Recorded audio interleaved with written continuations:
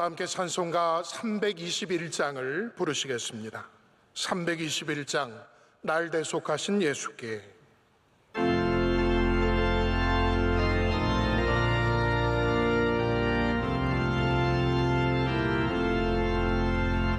날 대속하신 예수께 내 생명 모으리니 늘 진실하게 하소서.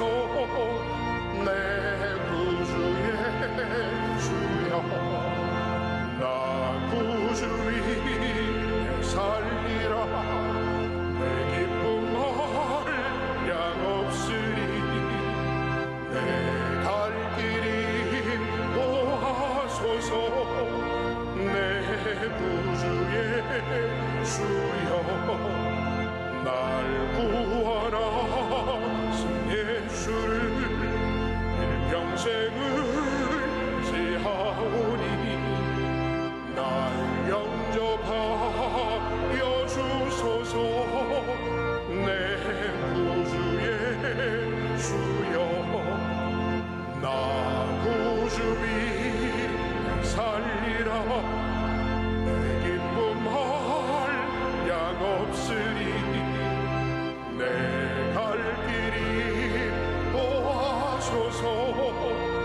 내 구주의 주여 주 십자가에 달리사 날 자유하게 했으니 내 몸과 마음을 주 위에 다 쓰게 하소서. 나 구주 위에 살리라. 내 기쁨 할 양 없으리. 내 갈 길이 도와소서. 내 구주의 주여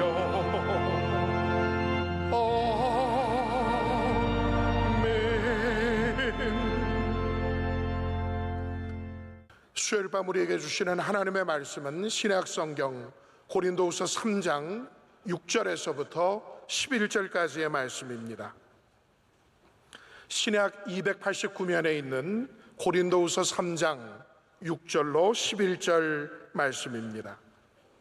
이 말씀을 저와 여러분 한 절씩 교독하시고 마지막 11절은 함께 합독하겠습니다. 그가 또한 우리를 새 언약의 일꾼 되기에 만족하게 하셨으니 율법 조문으로 하지 아니하고 오직 영으로 함이니 율법 조문은 죽이는 것이요 영은 살리는 것이니라.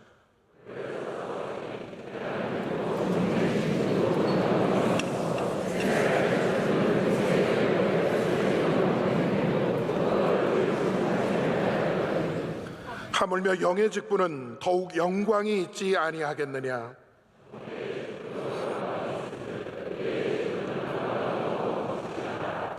영광되었던 것이 더 큰 영광으로 말미암아 이에 영광될 것이 없으나 없어질 것도 영광으로 말미암아 쓴즉 길이 있을 것은 더욱 영광 가운데 있느니라. 아멘. 창립 42주년 준비위원이 각각 준비한 특순으로 하나님께 영광 돌리겠습니다.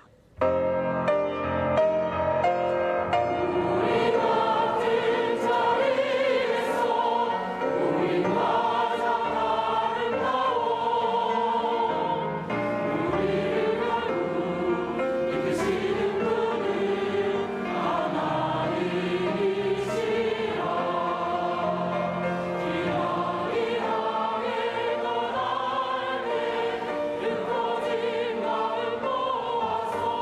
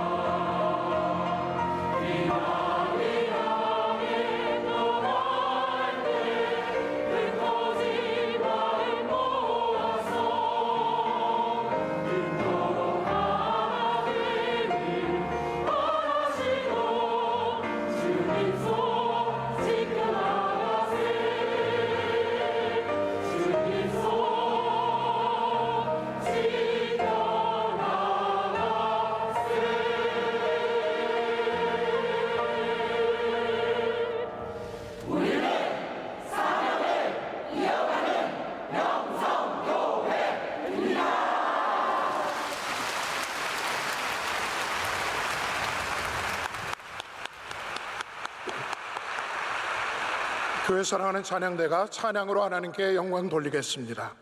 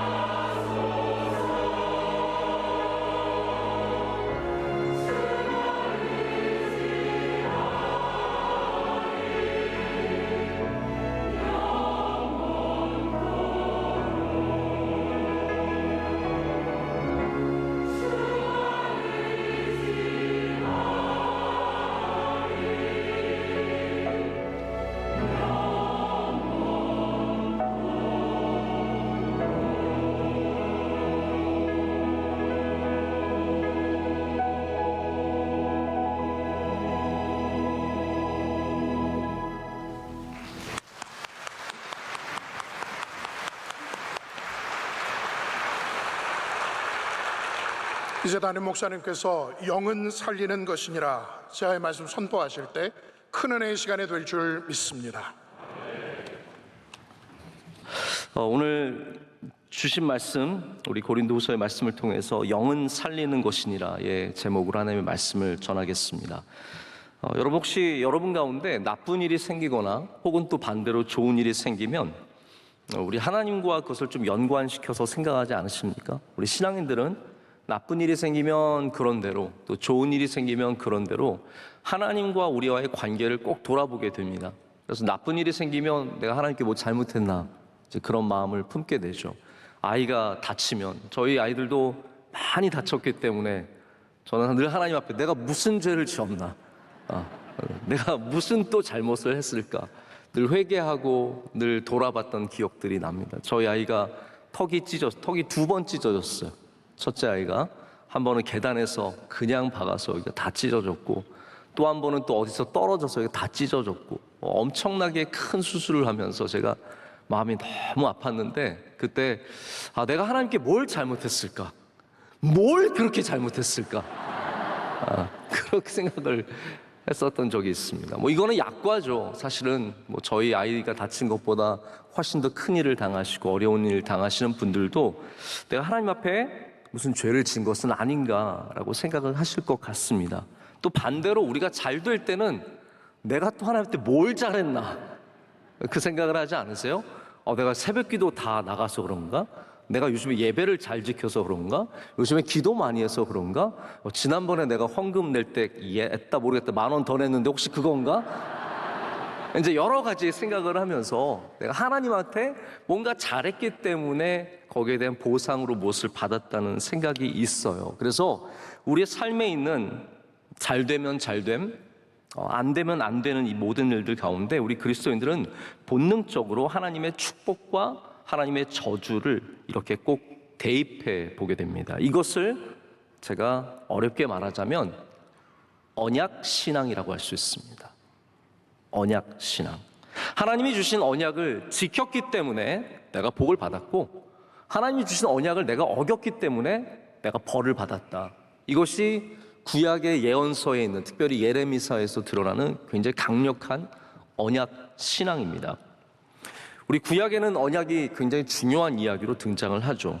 하나님께서 먼저는 아브라함과 언약을 맺으셨습니다. 먼저 이거를 일일이 따지자면 아담 언약도 있고 노아 언약도 있고 다 있어요. 아담에게는 내가 너에게 복을 주겠다고 말씀하셨고 가서 창대하게 다 다스리라고 말씀하셨고 그게 다 언약이에요. 노아에게는 내가 다시는 물로 심판하지 않겠다. 그래서 무지개를 보여주시는 무지개 언약이 있습니다. 그런데 우리가 대부분 신학적으로 언약이라고 할 때는 아브라함과의 언약을 저희가 가장 먼저 기억을 합니다. 여러분, 아브라함과의 언약은 무엇일까요? 하나님께서 아브라함이 특별히 잘 믿어서 대단히 귀한 사람이라서 그를 선택하신 것이 아니라 하나님의 주권 속에서 누군가를 택하셨습니다. 그를 부르셨습니다. 근데 중요한 것은 아브라함이 그 하나님의 부르심에 응답했습니다. 여러분, 우리 인간이 받는 복은 내가 만들어내는 복이 아니라 하나님의 부르심의 응답으로 시작이 됩니다. 모든 복은 하나님의 부르심의 응답으로 시작이 되는데 아브라함이 그 가장 본 예가 됩니다. 그래서 하나님께서 하나님을 믿는 아브라함을 의롭게 여기셨으며 이때부터 하나님은 믿음을 의롭게 여기신 거예요. 믿음으로 의롭게 된다는 것을 아브라함 때부터 보여주시면서 하나님께서 언약을 해주십니다. 맺어주십니다. 너는 복이 될지라.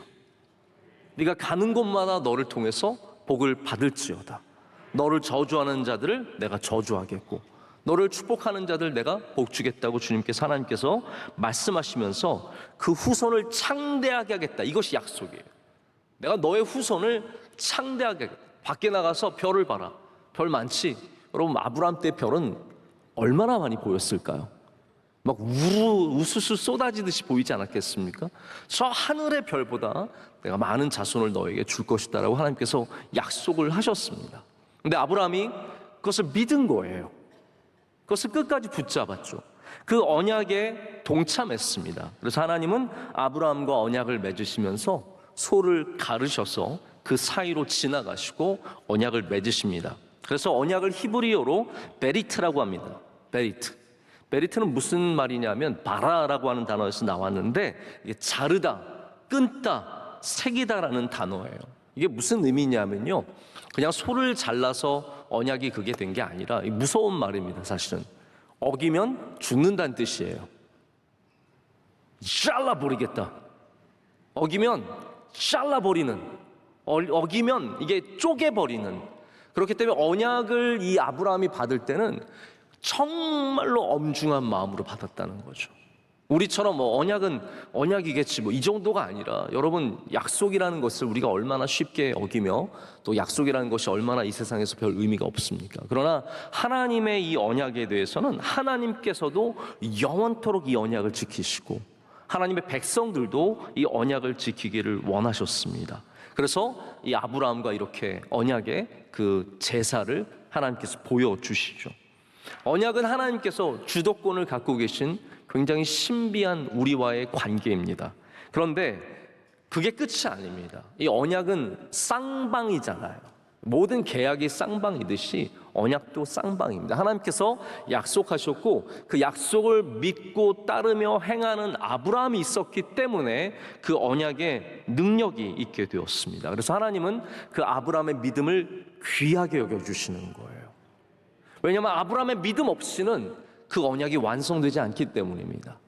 하나님 홀로, 제가 늘 창조론에 대해서 말씀을 드리면서 하나님의 창조의 신비에 대해서 말씀을 드릴 때 이 말씀 꼭 드리는데, 하나님은 하나님의 사랑을 우리에게 베풀어 주시길 원하셨기 때문에 하나님께서 심심해서 우리를 만드신 것이 아니라 하나님의 사랑의 대상으로서 우리를 만들어 주셨습니다. 이 세상을 하나님의 사랑의 대상으로서 사랑을 베푸실 곳으로서 창조하셨다는 거죠. 하나님은 늘 이렇게 일방적이지 않으신 부분이 있습니다. 우리는 그 하나님의 사랑을 받고 또한 우리는 그 하나님의 사랑을 인정함으로써 우리가 하나님께 영광을 올려드리게 되죠. 그리고 우리는 하나님을 사랑하는 존재가 되어 갑니다. 그래서 이 언약이라는 것도 역시 하나님과 아브라함 사이에 맺어진, 더 크게는 구약에서는 이제 좀 이따가 모세, 오늘 말씀에도 모세가 등장하잖아요. 이 모세와의 언약으로 확대되고 더 심층화되는 그러한 현상들이 나오게 됩니다. 자, 이게 이제 우리가 말하는 율법이에요. 율법. 율법도 그래서 그냥 법 조항만이 아니라 하나님께서 우리와의 관계 속에서 맺어진 언약의 일종입니다. 바로 오늘 바울이 그 율법을 언약으로 표현을 하면서 이제는 그 옛날에 하나님이 모세 때 주신 그 영광이 쇠하는 그런 모세와 같은 그러한 모습의 율법이 아니라 이제는 하나님께서 영원히 영광 받으실 새 언약을 우리에게 주셨다라고 말씀하고 있습니다. 더욱더 중요한 것은 바울이 무엇의 일꾼이냐는 거예요. 자, 여러분은 어떠한 일꾼이세요? 정체성이 있어야 합니다. 나는 어떠한 일꾼이다. 나는 열심히 나오는 일꾼이다. 나는 지각하지 않는 일꾼이다. 나는 정직한 일꾼이다. 나는 성실한 일꾼이다. 다 좋습니다. 근데 바울이 말하는 건 어떤 의미냐면요, 바울이 지금 1장과 2장에 내가 왜 고린도로 안 갔는지 한참 설명을 했잖아요. 고린도 사람들이 처음에 바울에게 했던 말이 무엇입니까? 너 오기로 했다가 안 왔지 않냐? 당신 목사님 오기로 했는데 왜 안 오세요? 당신은 거짓말쟁이입니다. 당신은 굉장히 우리를 기만했습니다. 이런 다양한 핍박과 그런 조롱과 그런 아주 불평들을 했었죠. 바울이 거기에 대해서 말하기를 내가 안 간 것은 단순히 내가 귀찮아서가 아니라 마음이 변해서가 아니라 하나님의 인도하심, 하나님의 마음. 바울이 여러 가지 이야기를 하지 않습니까? 그 가운데 이제 또 하나의 이야기가 이 부분입니다. 바울은 자신이 이 고린도 교회를 흔들려고 하는 옛 율법의 일꾼들, 자꾸 율법을 가져와서 그 율법으로 하여금 짐을 지우게 하는 그러한 율법의 일꾼이 아니라 자기는 새 언약의 일꾼이라는 거예요. 바로 성령의 일꾼, 그리스도의 일꾼. 이제는 옛날의 법을 따라서 가는 그러한 것을 내가 전도하는 사람이 아니라는 거죠. 그거는 돌에 새겨진 거고, 새 언약, 예수 그리스도의 복음은 어디에 새겨집니까? 우리의 마음에 새겨진다라는 거예요. 그래서 나는, 모세는 그 율법, 돌에 새겨진 그것을 위해 일했다면 나는 마음에 새겨지는 이것을 위해서 충성하는 사람입니다라고 오늘 말하기 위해서 이 새 언약을 말하고 있는 것입니다. 종교개혁 이후에 가장 언약을 중요하게 여겼던 우리 기독교 전통이 청교도입니다. 한두 번 여러분께 말씀을 드린 적이 있어서 아실 텐데, 청교도들은 하나님과의 언약 관계를 생명처럼 여겼습니다. 그래서 그들의 삶의 코드가 뭐냐? 자, 여러분의 삶에도 코드가 있잖아요. 예를 들어서 부러우면 지는 거다, 이게 코드인 분도 있고, 어떤 분은 죽어도 이게 코드인 분도 있고, 어떤 분은 돈 아끼는 게 코드인 것도 있는데, 이 청교도들의 삶의 코드는 십계명입니다. 하나님의 법. 그래서 하나님의 법을 지키는 것을 생명처럼 여겼고, 이것을 하기 위해서 미국까지 가서 언약 공동체를 그곳에서 시작을 한 겁니다. 그런데 이게 어떤 문제를, 어떠한 현상들을 만들어내느냐 하면요, 예를 들어서 마을에, 제가 처음에 말씀드린 이야기가 비슷해요. 마을에 병이 돌면 뭐라고 생각하겠어요? 청교도들은 뭐라고 생각하겠어요? 그의 삶의 모든 코드는 하나님과의 언약 관계예요. 하나님의 법을 지켰느냐 안 지켰느냐 이거예요. 그러니까 마을에 병이 있으면 누군가가 죄를 진 거예요. 아니면 우리 이 시대가 타락했거나, 여러분 왜 우리 이 시대에도 이렇게 잘 믿는 분들이 시대가 타락했다 그러는지 아십니까? 물론 시대가 타락한 부분도 있는데 그게 다 청교도 전통이에요. 청교도들은 늘 이 시대가 점점 하나님으로부터 멀어지고 항상 예레미야적인 선포를 했습니다. 그걸 이제 신학 용어로 제레마이아드라고 하는데, 항상 예레미야적인, 우리는 점점 하나님 앞에 신앙을 잃어가고 있고, 그러니까 늘 긴장하고 늘 두려워하고, 마을에 누군가가 법을 어겼을 것인가 찾아내서 그 사람을 닥달하다 보니까 어떠한 일들이 생기냐면 마녀 사냥이 시작된 거예요. 그래서 누군가가 저 여자가 주술을 썼다, 그래서 사람들이 대충 재판해서 화형해 버리는 거죠. 그러니까 이런 일들이 청교도 사회에 사실은 빈번하게 일어났기 때문에 청교도가 굉장히 음울하게 사실은 20세기 초반까지 역사를 통해서 이렇게 보여졌습니다. 이 청교도를 재해석하고 지금의 청교도의 모습을 되찾은 건 얼마 되지 않아요.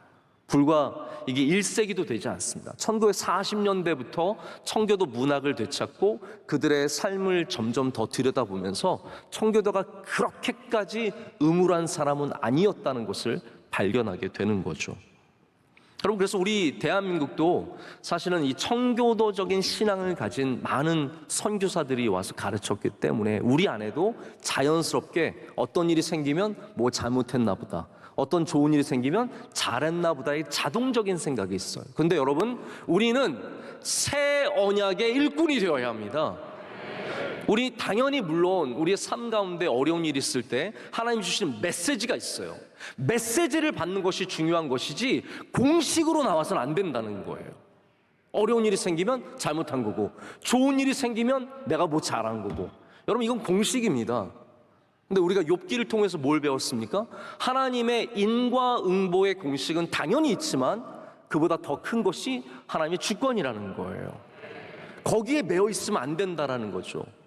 이 빌닷과 뭐 이런 욥의 친구들은 전부 다 거기에 매여 있어서 항상 욥을 그거로 비난하잖아요. 너는 뭔가 잘못했다는 거죠. 근데 여러분, 새 언약을, 예수 그리스도의 복음을 받아들이지 않으면 우리도 영원토록 이 함정에서 벗어나지 못해요. 아프면 내가 뭘 잘못했지, 자녀가 잘 되면 뭘 내가 잘했지. 아니에요. 제가 살아보니까 저는 계속 못하는데 하나님이 복을 주시더라고요. 제가 지난번에도 한번 그런 말씀 드린 적이 있는데요, 저희가 이제 10년 만에 아이를 가졌을 때, 저희가 유산을 2번 하고 나서 생기지도 않다가 갑자기 애가 딱 생겼어요. 그때 제가 생각을 해봤어요. 내가 뭘 잘했지? 정말 좀 그랬어요. 내가 이번엔 뭘 잘했을까? 아무리 더듬어 봐도 아무것도 잘한 게 없는 거예요. 하나님 앞에 잘한 게 하나도 없는 거예요. 그때는 저희가 작정 기도도 안 할 때였고 금식 기도도 안 할 때였고, 여러분, 금식 기도하고 작정 기도할 때 되면요, 그건 큰 복입니다. 그렇잖아요. 할렐루야. 여러분, 금식 기도하고 작정 기도할 때 기도의 응답이 있으면 그건 굉장히 어떻게 보면 즉각적으로 오는 응답이기 때문에 그거 아주 귀한 겁니다. 물론 이제 저희도 기도가 쌓였을 수 있지만 저는 그때 하나님께서 저에게 너무 큰 선물을 주셨다고 생각해요. 네가 아무것도 안 해도 나는 너에게 복을 줄 수 있는 하나님이다라는 거죠. 우리가 무엇을 해서 하나님한테 늘 얻기를 원하잖아요. 내가 무엇인가 좀 더 충성해서, 조금 더 잘해서, 헌금 조금 더 많이 해서, 조금 더 고생해서 하나님께 뭔가를 얻어내려고 하는데 그게 율법의 일꾼이에요. 하나님은 우리 아버지이십니다. 우리 아버지시기 때문에 율법으로만 절대로 작동하지 않으세요. 하나님은 새 언약을 우리에게 주셨습니다. 예수 그리스도, 복음은 무엇입니까? 믿는 자가 구원을 얻는다라는 것이에요. 할례를 받아서 구원을 얻는 것도 아니고, 유대교로 전향을 해서가 아니고, 안식일을 철저하게 지켜서 안식일에 10걸음도 안 걸어서 구원을 얻는 것이 아니라, 바로 예수님께서 죄인인 나를 구원하셨다는 그 복음을 믿기만 하면 우리가 구원을 받는다는 거죠. 그게 하나님께서 우리에게 주신 선물이에요. 여러분, 어떻게 구원받았습니까? 우리는 오늘도 죄 지었는데요. 오늘 우리는 여전히 부족한데요. 왜 하나님께서 여러분의 집을 멸망시키지 않으십니까? 우리가 그렇게 죄가 많은데요. 새 언약, 복음, 이것이 우리가 붙잡아야 하는, 바울이 지금 우리에게 말하고 있는, 자신이 일꾼된, 자신이 종된 것이 바로 새 언약이다라고 제시하고 있습니다. 이 새 언약이 제가 찾아보니까 굉장히 이단들이 많이 쓰는 용어예요. 그래서 제가 보면 우리 기독교인들이 많이 안 쓰면 이단이 뺏어가요. 이게 문제라고 생각을 해요. 새 언약이라는 용어 자체를 우리가 많이 안 씁니다. 그러다 보니까 이단이 가져갔어요. 남은 자 14만 4천, 이거 잘 우리 안 하다 보니까 이것도 신천지가 가져간 거예요. 그리고 여기 이 새 언약은 하나님의 교회가 가져갔어요. 제가 새 언약을 좀 찾아보려고 쳤더니 전부 다 하나님의 교회 자료들이. 그래서 볼 거 없다. 여러분 조심하셔야 돼요. 잘 분별하셔야 됩니다. 궁금해서 그냥 인터넷 나온 거 다 보시면 안 돼요. 철저하게 여기가 어떠한 소스에서 나온 건지 보셔야 됩니다. 그래서 하나님의 교회나 다양한 이단들이 얼마나 많은 자료들을 앞에 내놓는지 모릅니다. 네이버의 상단에 다 차지했어요. 쫙 차지했어요. 넘겨도 끝이 없어요. 찾을 수가 없어요. 그래서 전문가 이렇게 신학적인 교육을 갖고 또 다양한 연구 활동을 해보지 않으면 이런 거 여러분께서 굉장히 조심하셔야 됩니다. 그냥 궁금하다고 찾아보고 처음 나오는 게 맞겠지? 아니에요. 모르면요, 차라리 목사님한테 물으세요. 목사님도 모를 가능성이 굉장히 크지만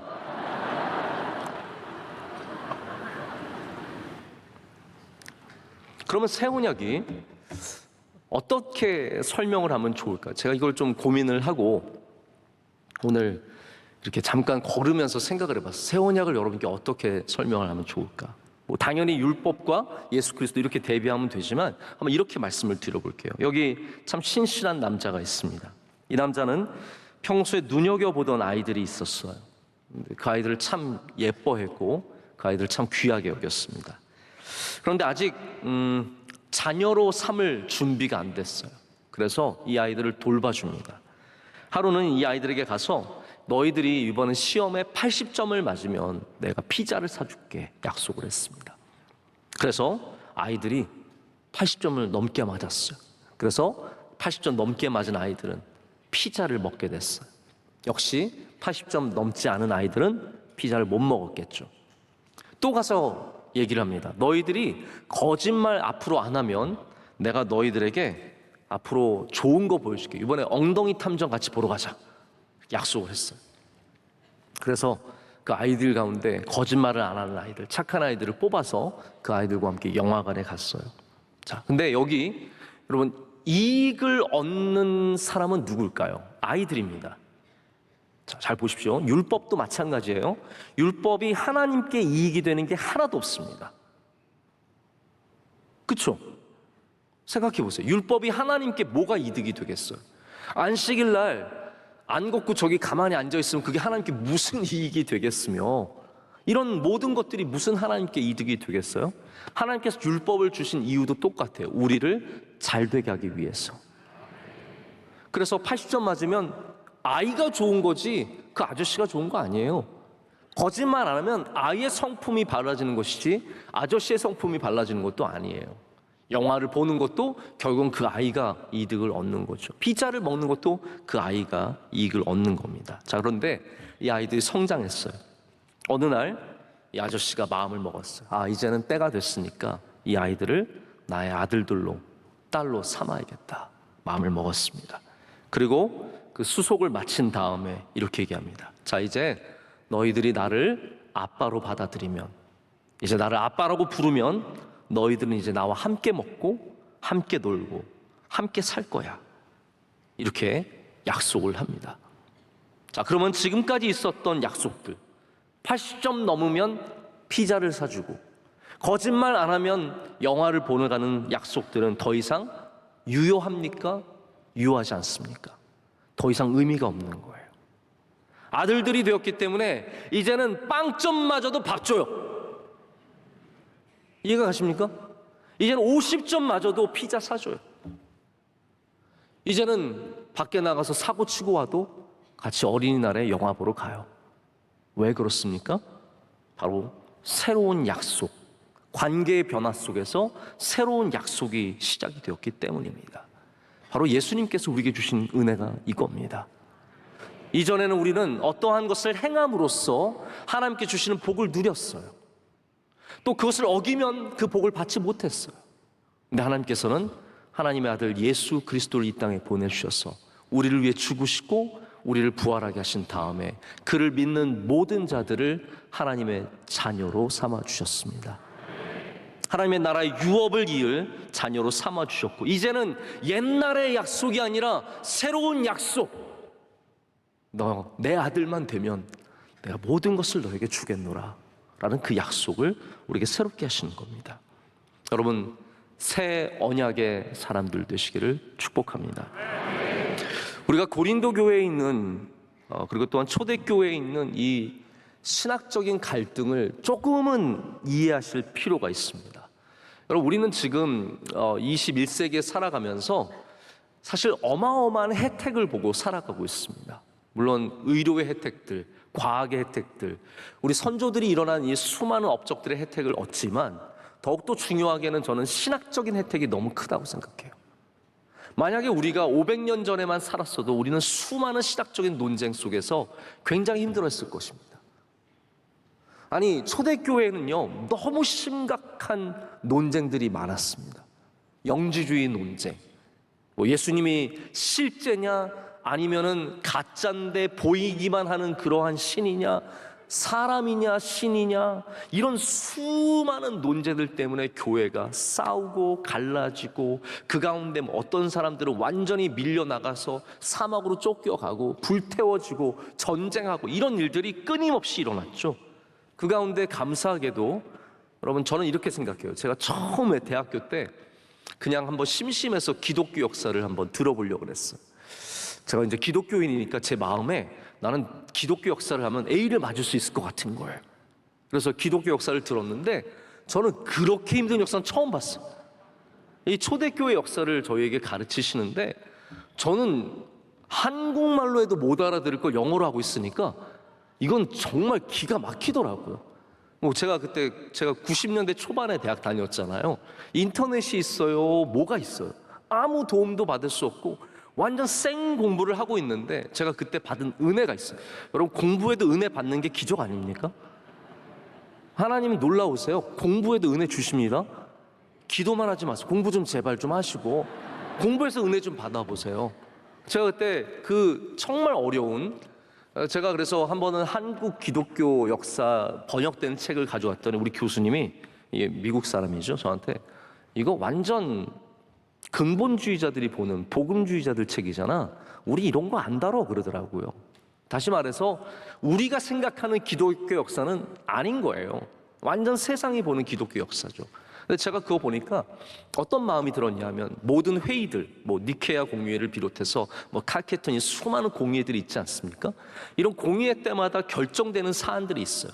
펠라기우스가 어거스틴과 싸워서 졌다든지 이런 일들. 그러면 제가 보면서 무슨 생각이 드냐면, 힘센 사람이 이긴 건데 그러면 이게 과연 성경에 맞는 것일까, 아니면 그냥 힘이 센 사람이 이긴 것일까, 이제 그런 고민을 하게 되더라고요.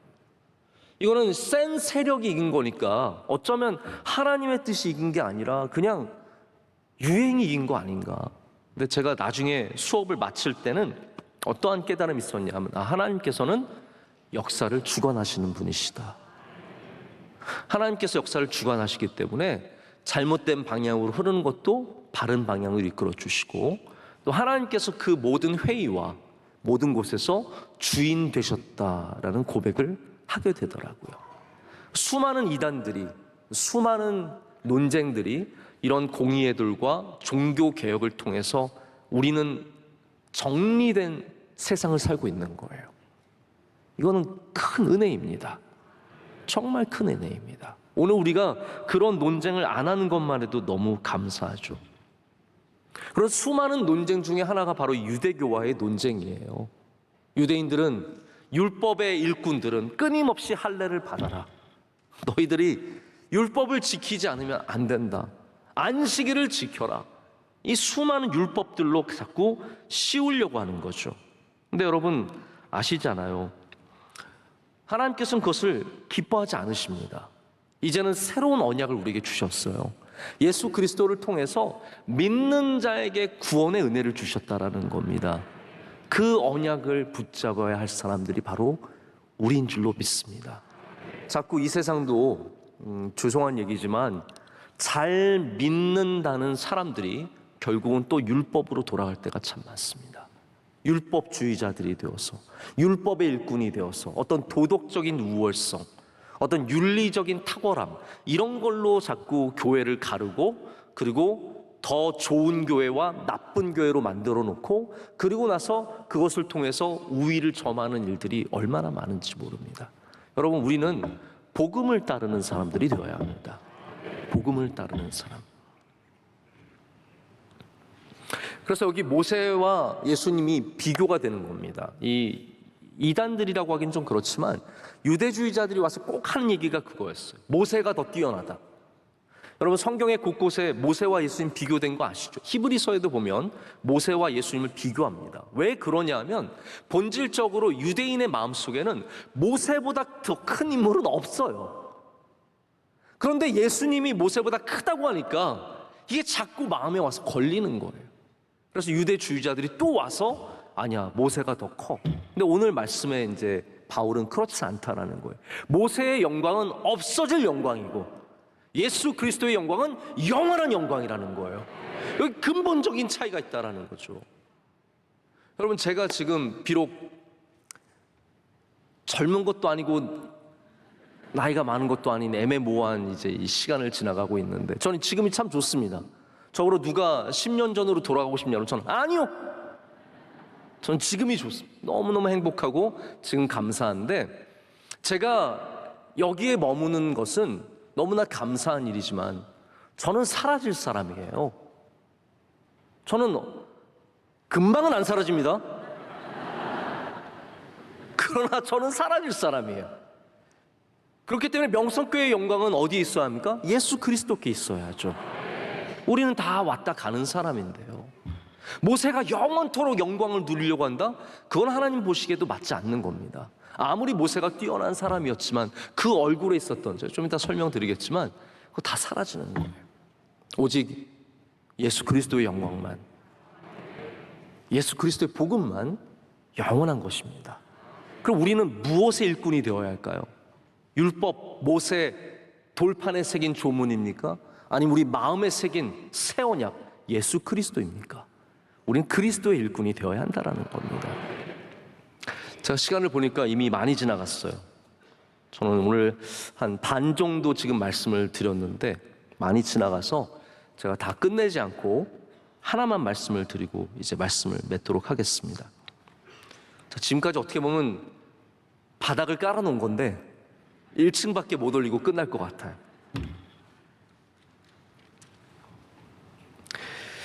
우리가 어떠한 새 언약을 받아들였냐면요, 바로 살리는 영의 새 언약을 받아야 합니다. 율법은 써 있는 조문입니다.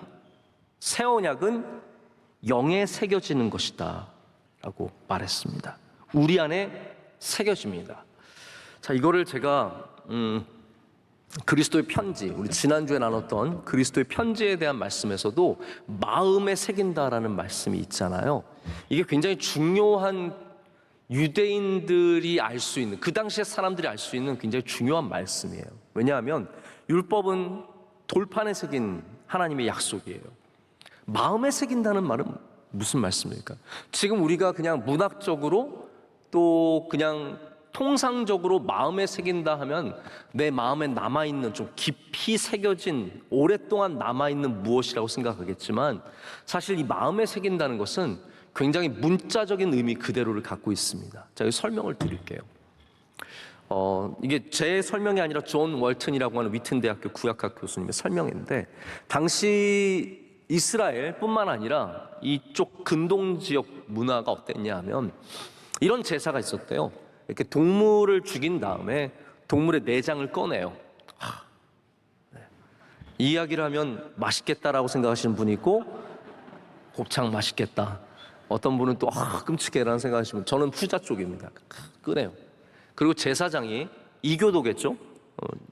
야외 제사장이 아니라 이교도 제사장이 뭘 하냐면 이 짐승의 내장을 봅니다. 짐승의 내장을 보면 뭐 다양한 무늬가 있겠죠? 뭐 여기 지방도 있고, 자꾸 생각나게 해서 죄송한데 뭐 다양하게 빨갛고 뭐 하얗고 뭐 그렇게 했잖아요. 또 까말 수도 있고, 그걸 보면서 그거를 읽습니다. 읽어요. 왜냐하면 이게 점이에요. 동물의 내장을 꺼내서 거기에 신이 무엇인가를 새겼다는 거예요. 그렇기 때문에 신이 새긴 무엇을 읽는 거예요. 뭐 세계 곳곳에 별의별 점이 다 있잖아요. 대만에 갔더니 차점이 있더라고요. T로 하는. 그래서 T를 먹은 다음에 남은 걸로 이렇게 보면서, 저는 뭐 시꺼먼 것밖에 안 보이는데 자기네들은 뭐가 보이나 봐요. 그걸로 점을 보고. 그러니까 다양한 점이 있듯이 이 사람들은, 이 이교도 제사장들은 바로 내장에 적혀 있는 어떠한 것들을 읽어내는 기술을 길러서, 뭐 사실 지네 마음이겠죠. 자기네 마음대로 그냥 하는 거겠지만 그것을 새겨졌다라고 말한다는 거예요. 그래서 여기에 새겨졌다라는 표현은 정말로 하나님께서 우리 안에, 우리 내장에, 우리 마음 안에 어딘가에 하나님의 말씀을 새겨주셨다라는, 하나님의 뜻이 우리 안에 있다라는 말이에요. 우리 내장을 꺼낼 건 아니지만 이 안에 하나님이 주신 것들이 새겨졌다라고, 그래서 마음에 새긴다라는 표현을 쓴다는 거죠. 율법은 이렇게 돌에 새기는 것이고, 새 언약은 영에 새겨지는 것이다 라고 말하고 있습니다. 여러분, 그것은 바로 어떤 의미를 갖고 있냐면, 바로 우리를 살리는 영이, 육이 우리를 살리는 것이 아니라 영이 우리를 살린다는 의미를 갖고 있습니다. 예수 그리스도께서 그것을 이루시는 분이시며, 예수 그리스도께서 우리를 영으로 살리실 뿐만 아니라 주님의 은혜로 말미암아 이제 우리가 하나님의 자녀가 되었다는 것을, 그것이 우리 안에 새겨졌다는 것을 말하고 있습니다. 여러분, 가장 큰 변화가 신분의 변화입니다. 제가 이제 옛날에 농담 삼아 그런 했던 얘기가 기억이 나요. 저희 어렸을 때는 금성이 있었습니다. 골드스타 아세요? 골드스타. 지금도 멕시코 이런 데 가면 골드스타 TV가 있고 그래요. 골드스타. 그래서 20세기의 가장 큰 이 태양계의 변화는 금성이 LG가 됐다라는 거. 이제 이게 가장 큰 변화다. 태양계의 가장 큰 변화다라고 농담 삼아 얘기를 하는데, 골드스타가 말 그대로 LG가 됐어요. 저희는 이제 LG가 훨씬 익숙하지만 우리 어렸을 때는 골드스타를 참 많이 썼죠. 여러분, 이 변화라는 것이 정체성에 놀라운 변화를 가져오게 됩니다. 우리가 새 언약을 받았다라는 것은 이제는 우리가 종이 아니라 아들이 되었다는 뜻이에요. 이제는 우리가 그냥 단순한 백성이 아니라, 시민이 아니라 이제는 우리가 하나님의 자녀가 되었다는 뜻이라는 거죠. 이것이 바로 영으로 살리는 일의 아주 근본적인 핵심적인 가치입니다. 여러분, 그렇기 때문에 새 언약을 받은 우리는 또한 새 언약을 전하는 사람이 되어야지 옛 언약을 전하는 사람이 되어서 안 됩니다. 자, 이걸 꼭 말씀을 드리고 싶고, 이걸로 이제 말씀을 맺으려고 합니다. 많은 분들이 결국은 기독교를 전하지만 여전히 구약을 전할 때가 참 많습니다. 죄송한 얘기입니다만, 믿음 생활 잘하는 분들 가운데 예수님은 믿지만 모든 삶은 구약적으로 살아가는 분들도 굉장히 많이 있습니다.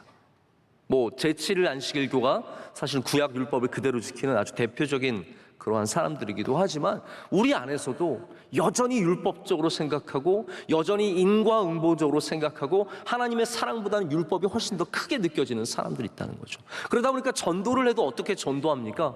결국은 그런 게 다 문제예요. 술 마시고 담배 피고 이런 것들 때문에 전도가 안 되고, 저 사람은 술 마셔가지고 저 사람 담배 펴서.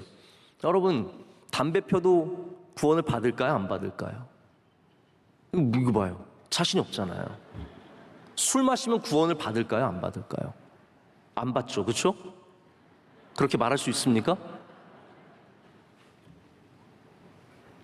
여러분, 우리는 제가 오해하지 마시고, 저는 담배도 안 피고 술도 안 마시는데 제가 이런 말씀을 드리는 이유는 여러분 하라고 말씀드리는 게 아니에요. 하는 분들도 있어요. 그리고 실제로. 그런데 정말로 중요한 것은 복음이 우리를 살린다라는 거예요. 복음이 우리를 구원한다라는 겁니다. 다른 걸 해도 괜찮다는 말이 아니에요. 근데 복음 안에 들어오면 나쁜 거 안 하게 되어 있죠. 근데 우리는 율법이 먼저고 복음이 나중인 거예요. 아니, 복음이 먼저라는 거죠. 복음이 들어오면 우리로 성화된 삶을 살게 하는 거죠.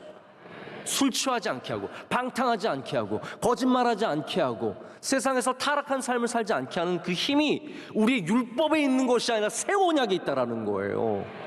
근데 이게 주객전도가 되면 자꾸 전도할 때도 율법으로 전도하려고 하잖아요. 사도행전에 15장에 예루살렘 공회로 사람들이 모였습니다. 그때 베드로가 정말로 중요한 말을 합니다. 자, 그래서 이걸 안 읽을 수가 없어요. 사도행전 15장 7절부터 11절까지인데 제가 자막으로 띄워드릴 테니까 보십시오.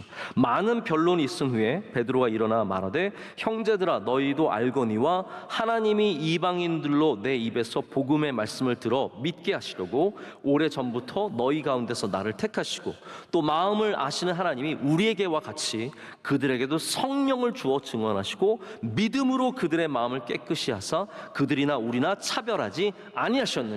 이게 베드로가 하는 말입니다. 그런데 지금 너희가 어찌하여 하나님을 시험하여 우리 조상과 우리도 능히 매지 못하는 멍에를 제자들의 목에 두려느냐. 이게 뭡니까? 율법이에요. 이게 할례입니다. 이것이 율법이에요. 그러나 우리는 그들이 우리와 동일하게 주 예수의 은혜로 구원받는 줄을 믿노라 하니라. 이게 베드로가 이 말을 했기 때문에 예루살렘 공의회가 결국은 피를 먹지 말 것, 음행하지 말 것, 목매어 죽인 것을 먹지, 이런 다양한 몇 가지만 딱 제한하고 나머지는 다 괜찮다는 거예요. 주님의 은혜로 복음을 받는 것이지 우리가 옛 언약으로 구원을 받는 것은 아니라는 겁니다. 이제 여러분들은 더 이상 무거운 짐을 진, 오늘 새벽 예배 말씀도 똑같은 말씀이었는데, 율법의 무거운 짐을 진 일꾼들이 되어서는 안 됩니다. 우린 주님 안에서 자유해야 합니다. 그래서 어떤 일이 일어나도 주님께서 나를 사랑하신다는 사실을 잊지 마시길 축복합니다. 어떤 어려움이 닥쳐와도, 어떤 질병이 와도, 어떤 환난이 와도 우리가 벌을 받는 그것만이 아니라 주님은 우리를 여전히 사랑하시고 우리를 기뻐하시고 우리를 품으신다라는 거예요. 그것이 새 언약입니다. 오늘 우리 모두가 새 언약의 일꾼이 되어서 이 세상 속에서 무거운 짐을 내려놓고 자유하게 우리 하나님의 크신 사랑 속에 살아가기를 간절히 소망합니다. 우리 함께 찬양하겠습니다. 이 시간 찬양할 때 아버지 사랑 내가 노래에 함께 찬양합니다.